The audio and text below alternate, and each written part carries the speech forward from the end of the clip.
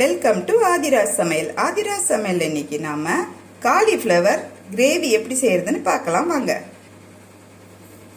அதுக்கு நான் ஒரு மீடியம் சைஸ் காலிஃப்ளவர் எடுத்து கட் பண்ணி வச்சிருக்கேன். கூடவே ஒரு பெரிய உருளைக்கிழங்கையும் கட் பண்ணி வச்சிருக்கேன். 3 மீடியம் சைஸ் வெங்காயத்தையும் 3 மீடியம் சைஸ் தக்காளியும் நறுக்கி வச்சிருக்கேன். இப்போ ஸ்டவ் பற்ற வச்சுக்கலாம். அதில் ஒரு பாத்திரத்தில் தண்ணி எடுத்து வச்சு கொதிக்க விடலாம். அது கூட உருளைக்கிழங்கையும் போட்டு கொதிக்க விடலாம். உருளைக்கிழங்கு போட்டாச்சு. இப்போ அதில் ஒரு சிட்டிகை மஞ்சத்தூள் போட்டுக்கலாம். கூடவே ஒரு ஸ்பூன் உப்பும் போட்டுக்கலாம். இப்போ நல்லா கொதி வரட்டும். உருளைக்கிழங்கு ஆஃப் பாயில் ஆகிற வரைக்கும் வெயிட் பண்ணுவோம். இப்போ ஸ்டவ் பற்ற வச்சு ஒரு கடாய் அடுப்பில் வச்சுக்கலாம். அதில் தேவையான அளவுக்கு எண்ணெய் ஊற்றிக்கலாம். இப்போ 2 துண்டு பட்டை, ஒரு மராத்தி மொக்கு, 2 லவங்கம், கொஞ்சமாக கல்பாசி, ஒரு பிரிஞ்சி இலை, இது எல்லாத்தையும் எண்ணெய் சூடானோன்னு அதில் போட்டுக்கலாம்.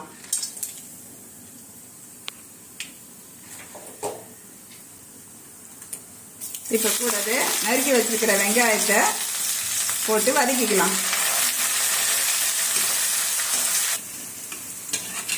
இப்போ வெங்காயம் நல்லா வதங்க ஆரம்பிச்சிருச்சு. வெங்காயம் நல்லா பிங்க் கலராக ஆகிற அளவுக்கு வதங்கட்டும். போடு.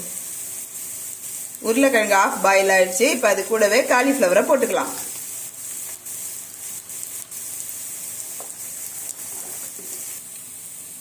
காலிஃப்ளவரை போட்டாச்சு. இப்போ ஒரு கொதி வந்தோடனே இறக்கி தனியாக வச்சுக்கலாம்.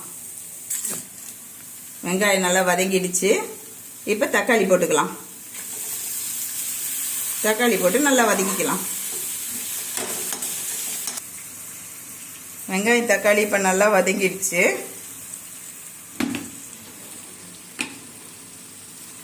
இப்போ இதில் 1/4 ஸ்பூன் மஞ்சத்தூள் போட்டுக்கலாம்.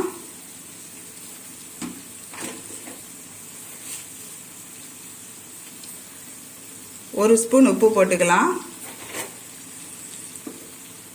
உப்பு மிளகாத்தூள்னா நமக்கு தேவையான அளவுக்கு போட்டுக்கலாம். நான் இங்கே 2 ஸ்பூன் மிளகாய்த்தூள் போட்டிருக்கேன்.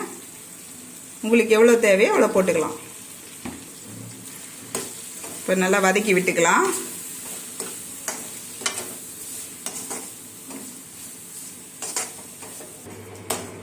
இப்போ இதில் கொஞ்சமாக தண்ணி விட்டு கிளறி விட்டுக்கலாம். இப்போ கிரேவி எண்ணெய் பிரிஞ்சு வர ஆரம்பிச்சிருச்சு. இந்த லெவல் ஆன உடனே நம்ம வேக வச்சு வச்சுக்கிற காலிஃப்ளவரையும் உருளைக்கிழங்கையும் போட்டுக்கலாம். போட்டு நல்லா கிளறி விட்டுக்கலாம்.